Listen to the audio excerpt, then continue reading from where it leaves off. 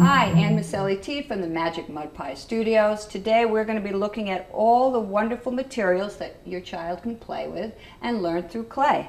Now, clay comes from the earth, and it's something that takes a lot of expertise to really use real moist clay from the earth, but it's a possibility. You need to know some different things so that you can do it within your own home.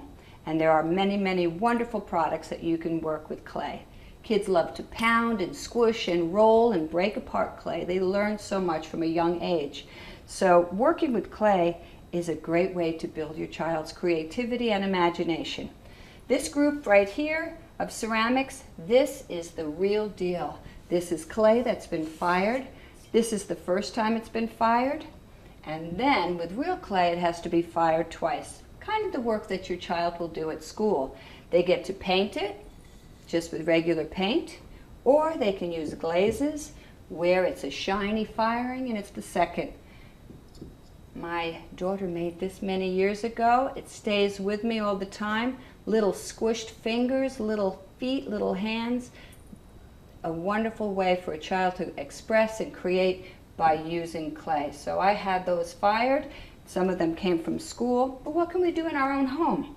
Well, there is, right from your craft store, there is clay that is air dried, and it is the real stuff, and it has some ingredients that makes it sticky. It cannot go back in water, but it's very hard. So you have some earthenware air dry clay.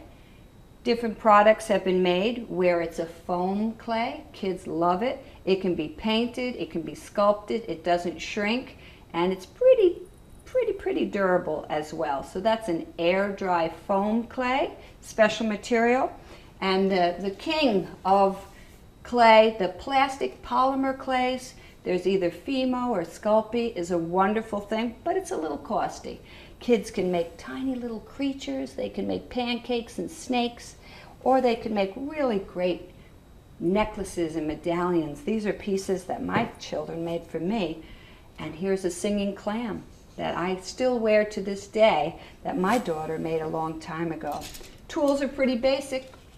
Wood, craft sticks, plastic knives and forks. Now you know. You can get it right at your store, and there's a lot of learning and a lot of imagination when children are working with these materials.